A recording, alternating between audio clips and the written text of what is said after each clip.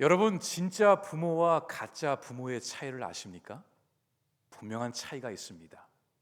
겉으로 보기에는 부모의 무늬는 있을 수 있지만 그 진짜와 가짜의 행동을 보면 우리는 알 수 있습니다. 예를 들어서 한 아이가 식사 끼니 때마다 편의점을 가서 과자를 먹고 음료를 마시고 아이스크림만 먹는다면 진짜 부모는 어떻게 반응할까요? 비록 진짜 부모가 비싼 음식으로 비싼 식당에 가서 먹이지는 못할지라도 그 아이의 건강을 위해서 최선을 다해 음식을 만들어 줄 것입니다. 근데 가짜 부모는 어떻게 반응할까요? 이 아이가 뭘 먹던 뭘 마시던 신경 쓰지 않습니다. 또 예를 들어서 한 아이가 편의점에 가서 물건을 훔쳤다고 해보겠습니다. 진짜 부모였더라면 이 아이를 데리고 와서 차분하게 얘기를 나누며 왜 그랬는지, 왜 그렇게 하면 안 되는지 잘 타일러 가며 그 아이가 다시는 그런 행동을 하지 못하도록 무엇이 잘못됐는지를 부모로서 가르쳐 줄 것입니다. 그 이유는 하나밖에 없습니다. 내 자녀가 사람답게 살아갈 수 있도록 하기 위함입니다. 그것이 부모에게 주어진 책임이기도 합니다. 내가 부족한 부모지만 그래도 최선을 다해서 이 아이가 이 사회 가운데 이 삶을 살아가며 건강하게 의롭게 정직하게 살아가기를 바라는 이 진짜 부모의 마음인 거죠. 근데 가짜 부모는 어떨까요? 이 아이가 뭘 훔치던 누구를 때리던 어디를 가던 누구와 놀던지 신경 쓰지 않을 것입니다. 여러분, 솔로몬의 재판을 기억하실 것입니다. 굉장히 유명한 재판 이야기죠. 두 여인이 한 아이를 놓고 누가 진짜인지 가짜인지를 가름하는 판결이었죠. 자, 그때 두 여인은 모두 다 이 아이가 자기의 아이라 그랬습니다. 얼마나 둘 다 리얼하게 진짜 엄마 행색을 했는지 사람들은 알 길이 없었습니다. 그때의 솔로몬 왕이 그 아이를 데려오게 해서 그 아이를 여럿이 보는 앞에서 반으로 가르라는 끔찍한 명령을 내립니다. 근데 그때의 이 두 여인의 반응은 180도 달랐습니다. 진짜 엄마는 비록 자기가 아이의 양육권을 포기해야 할지라도 그 아이를 죽이지 말라고 그 아이를 저 여인에게 주라 그랬습니다. 그게 진짜 엄마의 마음이죠. 근데 가짜 엄마는 어떻게 반응했죠? 그 아이가 죽던지 말던지 차라리 반으로 나누자 그랬습니다. 여기에서 진짜 부모와 가짜 부모의 확연한 차이점을 알게 된 것이지요. 진짜 부모에게는 그 자녀를 향한 애틋한 사랑이 있습니다. 물론 미안함도 있을 수 있겠지만 더 해주고 싶은 마음이 있는데 못 해주니까 미안함이 있지만 그 마음 속에는 그 자녀를 향한 진정한 사랑이 있습니다. 여러분, 하나님은 어떤 분이실까요? 여러분은 하나님이 어떤 분이시라고 믿으며 신앙생활을 하고 있습니까? 동전을 넣으면 물건이 나오는 것처럼 그런 자판기식의 하나님을 예배하고 있습니까? 아니면 진짜 부모의 심정으로 우리를 바라보는 하나님을 믿으십니까? 하나님이 정말로 우리를 사랑하신다면 우리가 원하는 것을 다 주시면 안 됩니다. 그럼 우리 큰일 납니다. 복권 당첨되게 해주세요. 집값 왕창 올라가게 해주세요. 물론 우리에게 소망이 있을 수 있죠. 그런데 만약에 하나님이 우리의 모든 기도를 다 들어주시면 우리는 100% 타락할 수밖에 없습니다. 하나님은 부모와 같은 마음으로 우리를 대하시는 분이십니다. 우리가 기쁘면 하나님도 기쁘십니다. 우리가 아프면 하나님도 아파하십니다. 하나님은 우리가 항상 편한 길만 가기를 원치 않으세요. 때로는 좁은 길을, 어려운 길을, 고난의 길을 걸어가므로 우리가 더 나은 하나님의 자녀가 될 수 있도록, 우리에게 꼭 필요한 것을 주시는 분이 하나님이십니다. 그래서 성경은 하나님을 우리의 아버지시며 선하시다 그러는 겁니다. 다 해주기 때문에 선한 게 아닙니다. 우리에게 가장 필요한 것을 적절하게 주시는 분이심을 알기 때문에 우리는 하나님을 선하신 하나님이다 이렇게 표현하는 겁니다. 그런데 안타까운 것은 사람들이 하나님의 그런 마음을 잘 모른다는 겁니다. 저희 집이 요즘에 굉장히 분주해졌습니다. 아들 둘이 이제 방학이 되어서 집으로 이제 돌아오면서 이 아들 셋이 막 뒹굴고 다니는데 뭐 20살부터 13살까지 이 집이 막 정신이 없습니다. 근데 제일 신난 것은 저희 집 막둥이입니다. 늘 혼자 있다가 형들이 오니까 얼마나 신나겠어요. 형들 따라서 놀고 게임도 하고 노래방도 갔다 오고 편의점도 갔다 오고. 근데 형들은 지금 방학이거든요. 얘네들은 늦게까지 잠을 안 자도 괜찮습니다. 근데 이 막둥이는 학교를 가야 돼요. 근데 얘 마음속에 얼마나 밤새도록 놀고 싶겠어요. 몰래 놀다가 걸리기도 하고, 당장 들어가 자라고 소리치면 입이 막 이만큼 튀어나와가지고 왜 나만 못하게 하냐고 오해를 하고 있는 거예요. 여러분, 그림이 그려지시죠? 어린아이니까 그런 거죠? 네. 그런데 우리에게도 그런 모습이 있더라고요. 하나님, 왜 우리 기도 안 들어주십니까? 하나님, 제 문제 하나님 아시는데 왜 응답 안 해주세요? 혼자 꽁 하고 있다가 하나님께 원망 불평 다 내놓습니다. 그런 우리의 모습이 이 어린아이와 때로는 같아 보일 때가 있어요. 신앙도 레벨이 있더라고요. 어린아이의 신앙과 중고등학생, 대학생, 청년, 성인, 노년에 이르기까지 그 신앙의 깊이가 있는 것처럼 때로는 우리의 신앙이 참 우리가 하나님께 때를 쓰고 있다. 하나님이 안 해주시면 막 입이 이만큼 나와가지고 막 교회도 안 가고 기도도 안 하고 마음도 막 힘들어지고, 이런 모습이 우리에게 있어요, 없어요? 있을 수 있어요. 있을 수 있습니다. 왜냐하면 하나님이 우리 아버지시라고 그랬으니까 다 해주셔야 되는 것 같잖아요. 그런데 선하신 하나님은 우리에게 정말로 필요한 것만 허락하시는 분이심을 우리는 알아야 합니다. 부모의 심정처럼 하나님의 마음도 그 이상으로 똑같다라는 것이죠. 왜 구약 성경을 보면은 수많은 선지자들이 나올까요? 우리가 알고 있는 선지자들도 많이 있습니다. 미가, 나훔, 하박국, 요나, 이사야, 또 오늘 우리가 읽은 예레미야도 하나님의 선지자였습니다.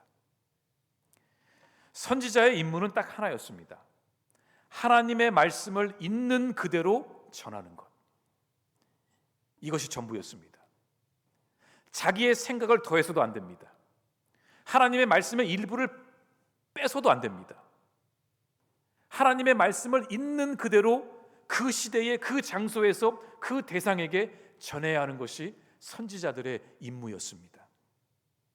그리고 많은 경우에 선지자들은 핍박을 받기도 했습니다. 자, 그러면 하나님이 백성들에게 주시고자 하는 그 말씀이 무엇일까요? 하나님은 우리가 하나님의 뜻대로 살아가기를 원하십니다. 하나님의 뜻 가운데 믿음의 사람이 되기 위해서 필요한 말씀들을 전해주십니다. 우리가 만약에 잘못된 길을 걸어가거나 우리가 죄악 가운데 있거나 우리가 하나님의 뜻을 알지 못하면 하나님은 우리에게 선지자를 통해서 그 깨우침을 주셨습니다. 때로는 위로와 소망의 말을 주시기도 했지만 때로는 무섭게 매를 드시기도 했습니다. 하나님은 우리가 열매 맺는 인생을 살아가기를 원하십니다. 그리고 무엇보다 하나님의 뜻을 알고 하나님의 뜻 가운데 합당한 인생을 살아가기를 원하십니다. 그래서 하나님은 우리에게 때때로 우리에게 말씀하십니다. 우리가 원하는 것을 다 들어주시지 않습니다. 무조건 잘했다고 칭찬도 하지 않으십니다. 칭찬과 훈계를 적절하게 섞어가며 우리의 상황에 맞춰서 우리를 인도해 주시는 분이 하나님이십니다. 이것이 하나님이 우리를 향한 사랑이기도 합니다. 여러분, 사랑이라고 무조건 다 해준다고 그것이 사랑은 아닙니다. 진짜 사랑은 그 대상이 올바르게 하나님의 뜻 가운데 걸어갈 수 있도록 인도해 주는 것, 그것이 하나님의 사랑이죠. 그래서 이 하나님의 말씀을 전해야 하는 선지자들 중에도 두 종류가 있었습니다. 모든 선지자가 다 똑같지는 않았습니다. 하나는 진짜 선지자가 있었고, 두 번째는 짝퉁, 가짜 선지자가 있었습니다. 구약 시대에도 그랬고 오늘날에도 그 두 부류의 선지자들은 동일하게 존재합니다. 근데 여기에 특징이 있습니다. 진짜 선지자는 하나님의 진짜 말을 전합니다. 있는 그대로, 조미료 아무것도 쓰지 않습니다. 하나님이 주신 재료 있는 그대로 그 백성들이 들을 수 있도록 만들어서 전달합니다. 말씀드린 것처럼 때로는 위로의 메시지로 우리를 안아주시기도 하지만 때로는 고난의 회초리로 우리의 인생을 인도해 가시기도 합니다. 근데 가짜 선지자는 정반대입니다. 가짜는 백성들이 듣고 싶은 말만 전해줍니다. 이 가짜들은 머리가 굉장히 빨리 돌아가기 때문에 저 대상이 어떤 말을 듣기를 좋아할까, 그 간지러운 부분들을 긁어가며 전합니다. 여러분, 백성들이, 하나님의 백성이라 불리는 이스라엘 백성들이 제일로 듣고 싶었던 말이 무엇이었을까요? 너 잘하고 있어. 눈에 보이는데 지금 죄를 짓고 있고 하나님의 길을 걸어가지 않고 있는데, 분명히 잘못된 길을 가고 있는데, 잘하고 있어. 하나님이 기뻐하실 거야. 하나님이 복 주실 거야. 복의 말만 계속 전하니까 듣는 사람은 기분이 좋은 겁니다. 하나님의 말씀을 듣고 깨우침을 얻고 죄에서 돌아서는 것이 아니라 죄를 깨우치지도 못하고 그냥 자기가 하는 것이 잘하는 줄 알고 계속 그 길을 걸어갑니다. 그게 가짜 선지자가 선포하는 말의 내용입니다. 평안의 메시지는 있지만 책망은 담겨 있지 않습니다. 오늘 본문에도 진짜와 가짜 선지자가 등장합니다. 이 당시 이 본문의 배경을 좀 말씀을 드리면, 이 예레미야가 활동했던 시기는 유다 왕국의 말기였습니다. 유다가 바벨론에 의해서 기원전 587년에 무너졌습니다. 완전히 역사 속에서 사라져 버렸습니다. 바로 그 유다 왕국의 말기에 예레미야는 그 왕궁의 선지자로서 그의 인생 가운데 5명의 왕을 섬겼습니다. 여러분, 이게 무슨 뜻일까요?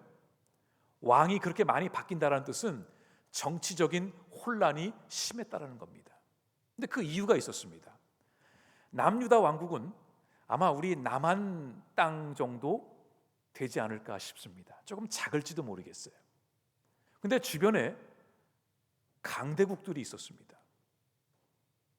북쪽에는 바벨론이 있었고, 아수리아도 있었지만, 또 남쪽으로는 애굽이 있었습니다. 그 강대국들에 비하면은 이 유다 왕국은 너무나 작은 나라였어요. 이 작은 나라가 뭘 할 수 있겠습니까? 눈치밖에 볼 수가 없습니다. 애굽이 뭐라 그러면 거기에 가서 듣고 있고, 바벨론이 뭐라 그러면 거기 가서 듣고 있고, 어느 쪽을 택해야 할지 늘 그게 이들에게는 큰 고민이었던 것입니다. 그러면서 정권이 바뀔 때마다 애굽 쪽에 붙었다가 바벨론에 붙었다가 늘 반복했던 그런 정치적 혼란이 유다 왕국 말기에는 더욱더 심했습니다. 근데 그때 어떤 일이 있었냐면, 역사적으로 이 애굽과 바벨론이 한판 붙게 된 겁니다. 가능한 일이죠. 실제로 벌어진 일이기도 하고요. 그런데 애굽과 바벨론이 붙었는데 당연히 바벨론이 이길 줄 알았는데 그 전쟁에서 패한 겁니다. 그러니까 소문이 나기 시작했습니다. 야, 바벨론이 지금 힘이 약해지고 있대. 다시 애굽으로 힘이 몰리고 있어. 그러니까 주변에 있는 작은 나라들이 연합국을 만들어서 그동안 바벨론에게 조공을 바치고 늘 고개를 조아리며 그 앞에 있었는데 이제 점점 고개를 들며 반기를 들기 시작한 겁니다. 그 연합군에 유다 왕국이 합세한 것입니다. 유다의 마지막 왕이었던 시드기야가 고민하다가 안 그래도 바벨론 때문에 늘 힘들었는데 포로로 붙잡아가고 성전의 모든 기물들을 빼앗아가고 늘 우리를 그냥 파리 보듯이 우리를 봤는데 이번 기회에 연합군을 만들어서 바벨론에게 대항을 하기로 합니다. 그러면서 반바벨론 정책을 펼치기 시작한 겁니다. 이 정책이 유다 백성들의 마음을 시원케 했습니다. 안 그래도 바벨론 정말 없애버리고 싶은데 힘들어 죽겠는데 시드기야 왕이 이 바벨론을 무찌르겠다고 하니 이 백성들의 마음이 얼마나 시원했겠습니까? 그런데 바로 그때에 예레미야가 하나님의 말씀을 들고 그들에게 선포한 것입니다. 유다 백성들이요, 하나님께서 바벨론을 사용하셔서 여러분을 심판할 것입니다. 이미 시작이 되었습니다. 여러분은 바벨론의 멍에를 피할 수 없습니다. 그러니 왕이시여 백성들이여 바벨론에게 엎드려 생명을 구해달라고 간구하십시오. 그 길밖에 없습니다. 이것은 하나님의 뜻입니다. 이렇게 얘기를 한 거예요. 왜 그랬냐면 하나님은 유다 백성들이 돌아오기를 원하셨어요. 근데 아무리 말을 해도 백성들이 듣지를 않는 겁니다. 그래서 결국은 바벨론 70년 포로기를 통해서 그 백성들이 하나님 앞에 죄를 고백하고 돌아오게 되는 역사를 경험하게 된 것이죠. 그러니까 하나님이 유다 백성들이 싫어서가 아니라 유다 백성들에게 이 바벨론이란 고난을 허락하심으로 그들이 돌아올 수 있도록 배려해 주신 거였어요. 근데 백성들은 그 말을 듣고 기분이 팍 상해버렸어요. 아니 지금 바벨론도 지금 힘이 없어지고 있다고 하고 우리의 왕도 지금 반바벨론 정책을 펼치고 있는데 너 예레미야가 무슨 그따위 소리를 하냐면서 예레미야를 핍박하기 시작합니다. 바로 그때에 또 다른 선지자가 등장하는데 바로 하나냐라는 선지자입니다. 이 사람은 얼마나 말주변이 좋고 나름 배짱도 있었는지 유다 백성들에게 이렇게 선포합니다. 오늘 말씀 3절과 4절입니다. 우리 함께 읽겠습니다. 내가 바벨론의 왕 느부갓네살이 이곳에서 빼앗아 바벨론으로 옮겨간 여호와의 성전 모든 기구를 2년 안에 다시 이곳으로 되돌려 오리라. 내가 또 유다의 왕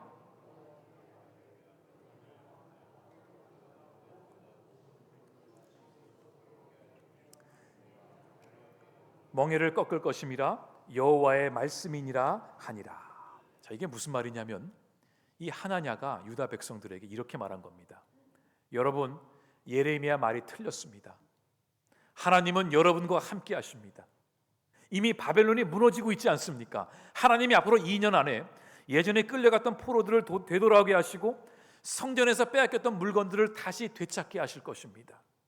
하나님이 바벨론을 심판하실 것입니다. 여러분 잘하고 있습니다. 하나님이 우리와 함께 하십니다. 그러니 얼마나 그 말이 듣기가 좋았겠어요.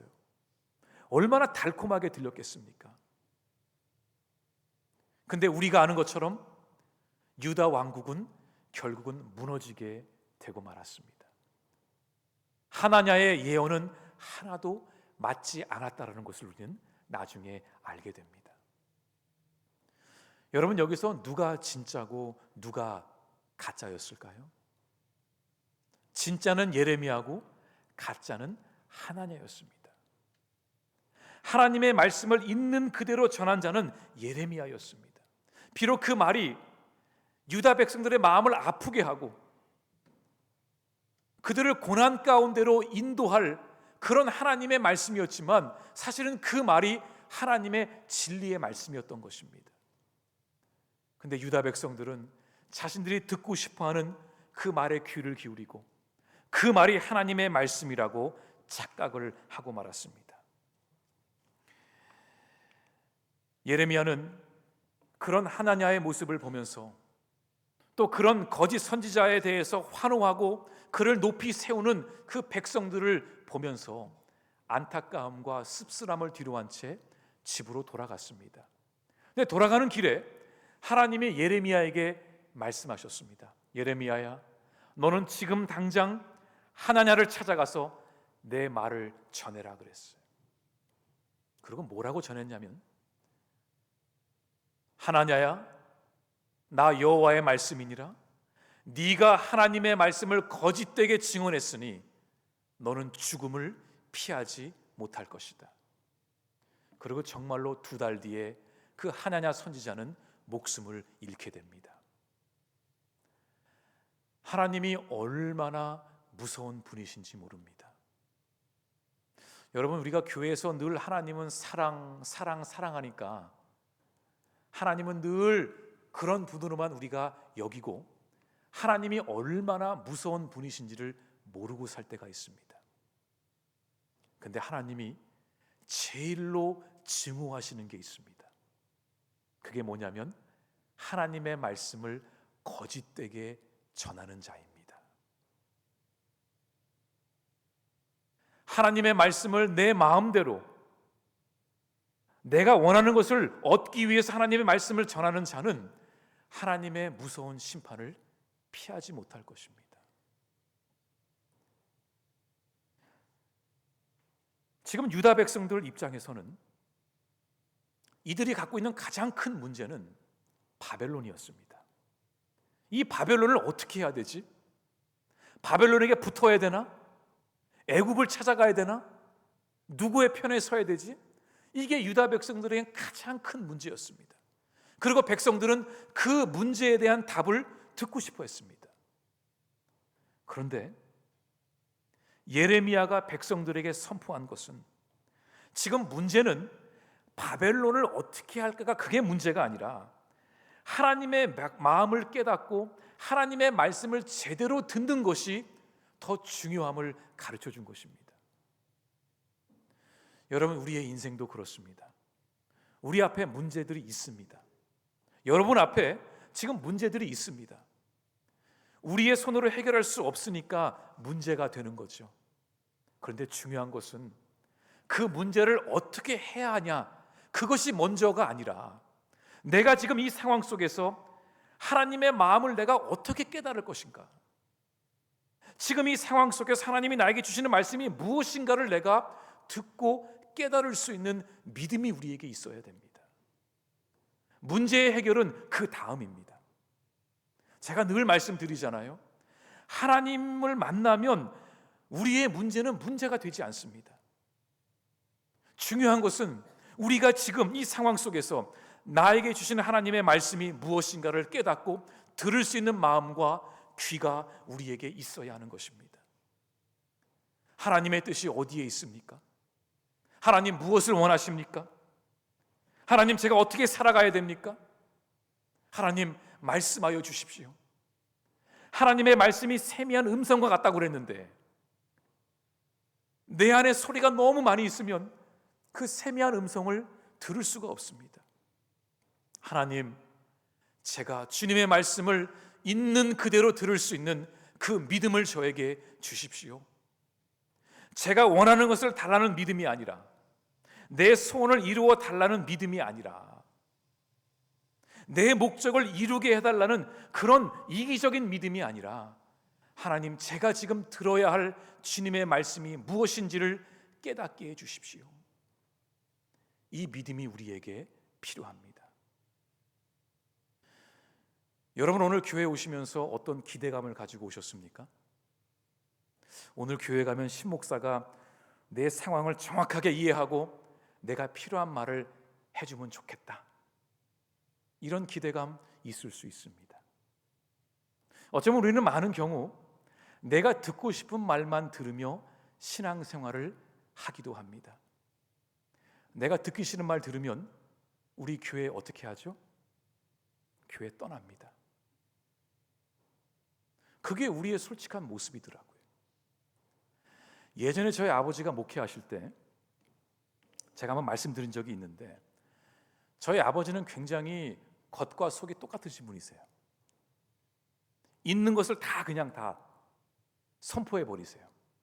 저는 그렇지 않습니다. 저는 좀 담아뒀다가 좀 이렇게 둘러서 이렇게 좀 하는 성향이 있는데, 저희 아버지는 그냥 직진이에요. 한 번은 어느 교인이 교회에서 이제 문제를 좀 일으켰습니다. 그래서 저희 아버지가 그 교인을 사무실로 불렀습니다. 그리고 아무개 집사님 이렇고 이렇게 해서 집사님 잘못하셨습니다. 집사님 회개하세요. 그 말을 듣고 그 교인이 회개하고 눈물을 흘리고 거듭나서 하나님의 자녀가 된 것이 아니라 그날 이후로 다른 교회로 가버렸어요.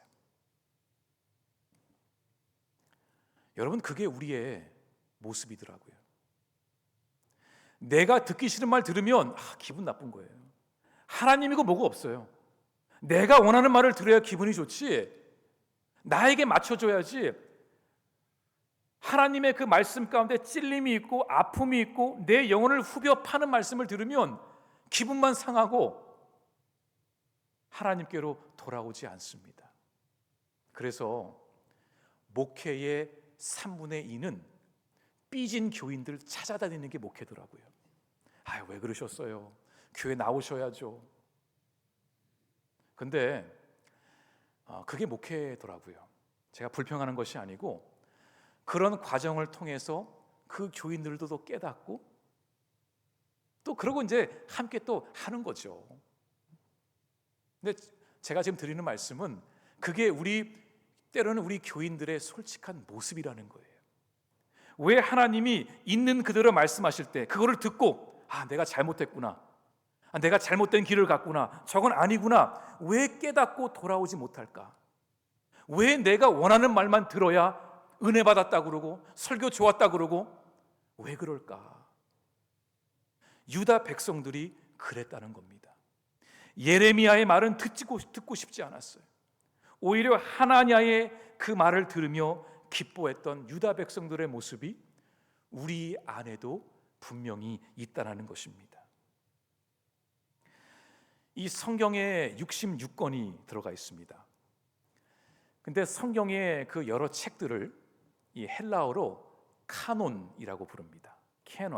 카논이란 부르는데, 이 카논의 뜻이 뭐냐면 긴 나뭇가지입니다. 왜 그렇게 붙였냐면 옛날에는 자가 없잖아요. 그러니까 뭔가를 길이를 재려면 긴 막대기를 들고 와서 하나, 둘, 셋 이런 식으로 이제 길이를 쟀던 거죠. 그래서 이 카논의 뜻이 긴 막대기이기도 하지만 또 다른 뜻은 잣대입니다. 기준, 척도, 이게 성경책의 의미라는 겁니다. 그러니까 다시 말해, 우리의 인생이 지금 잘 되고 있는가, 내가 지금 잘 걸어가고 있는가, 내가 하나님의 뜻을 알고 있는가, 이거를 분별하기 위해서는 이 하나님의 말씀이 우리의 인생의 잣대가 되어서 우리의 인생을 다시 점검하고 바라볼 수 있는 것입니다. 이게 말씀의 역할인 겁니다. 그냥 아픈 데만 약 발라주고 반창고 붙여주는 걸로 끝이 아니라 이 말씀이 우리의 잣대가 되어 내가 지금 올바르게 걸어가고 있는가를 하나님께 묻고 내가 깨우침을 얻는 것입니다. 그래서 우리가 필요한 것은 그 하나님의 말씀을 들을 수 있는 그 믿음이 우리에게 필요한 것입니다. 하나님, 주님의 세미한 음성도 우리가 듣게 해 주십시오. 이런 기대감을 가지고 우리가 말씀 앞에 서야 합니다. 그런 말씀이 우리의 있는 모습 그대로를 우리에게 보여줄 것입니다. 원래 말씀이 영혼의 거울이라 그럽니다. 여러분, 거울 보면은 우리 얼굴에 뭐가 묻혀 있는지를 알아야만 그게 거울입니다. 절대로 거울은 우리를 속여서는 안 됩니다. 말씀도 똑같습니다. 내가 말씀을 듣고 묵상하면서 이게 하나님이 나를 향한 하나님의 말씀이구나, 내가 믿고 깨닫고 붙들며 나아갈 때 그 말씀이 우리의 삶의 기준이 되는 것이지요. 그렇게 말씀 앞에 설 때에 우리의 영혼이 살아날 수 있습니다. 히브리서 4장 12절에 보면 하나님의 말씀을 이렇게 표현했습니다. 우리 함께 읽겠습니다. 하나님의 말씀은 살아있고 활력이 있어 좌우의 날선 어떤 검보다도 예리하여 혼과 영과 및 관절과 골수를 찔러 쪼개기까지 하며 또 마음의 생각과 뜻을 판단하나니. 말씀이, 하나님의 말씀이 얼마나 날카로운지 우리의 영혼을 쪼개고 우리의 골수를 쪼개고 우리의 영혼을 고쳐주신다라는 겁니다. 여러분, 이 정도 수술이면은 대수술입니다. 골수를 쪼개는 수술, 이거 엄청난 수술이에요. 엄청 아프겠죠? 아파야 됩니다. 내가 말씀으로 치유받는다는 것은 그냥 반창고 붙이고 끝나는 것이 아니라 내 영혼 깊숙이에 있는 그 죄의 암덩어리들을 말씀의 칼로 찔러서 도려내고 그것을 끄집어내는 그 영혼의 수술이 없이는 우리의 영혼이 살아날 수 없습니다. 그게 말씀의 능력입니다. 근데 여러분, 놀라운 것은 우리의 영혼이 말씀으로 고침받으면 우리의 육신의 병이 고침받더라고요. 놀랍습니다. 우리는 육신의 질병만 고쳐주세요 그러는데 정말 문제는 우리의 영혼 가운데 있더라고요. 우리가 말씀을 마주하면 그 말씀으로 말미암아 우리의 죄가 드러나게 됩니다. 그 죄가 드러날 때 그 말씀이 우리 안에 들어와 우리의 영혼을 소생시키기 시작합니다. 그래서 복음서에 보면은 이런 내용들이 많이 나옵니다. 귀신 들린 자가 있음에, 병든 자가 있음에 예수께서 말씀으로 선포하사 귀신이 나가고 병이 고침 받았더라. 여러분, 그 말씀을 어떻게 받아들이셔요? 양날의 검 같은 그 말씀이 한 영혼의 그 골수를 쪼개고 들어가 그 죄를 끄집어 내줌으로 그 영혼이 고침받고 귀신이 달아나고 그 육신의 병이 고침받는 역사가 이 복음서의 곳곳에 나타나고 있습니다. 사랑하는 성도 여러분, 하나님의 말씀을 듣는 믿음을 달라고 간구하십시오.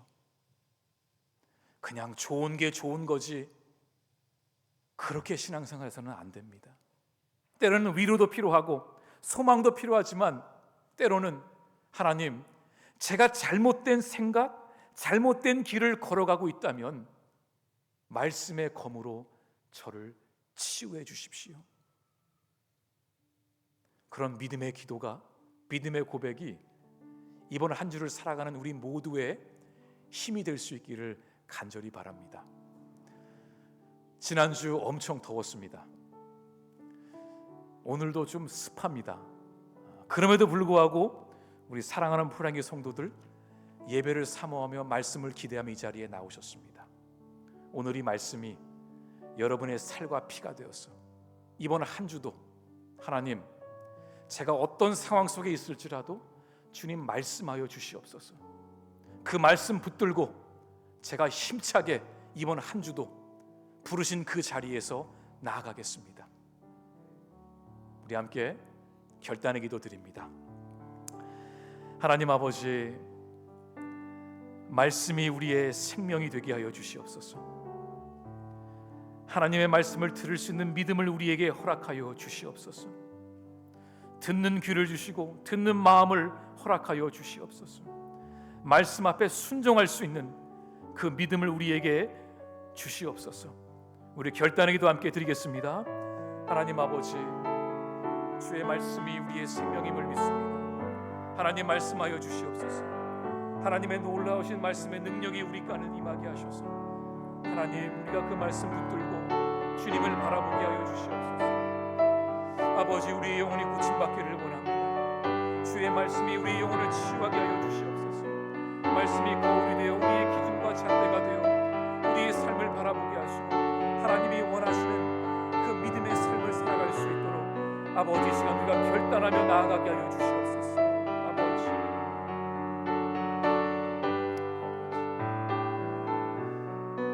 이 모든 말씀 예수님 이름으로 기도드립니다. 아멘.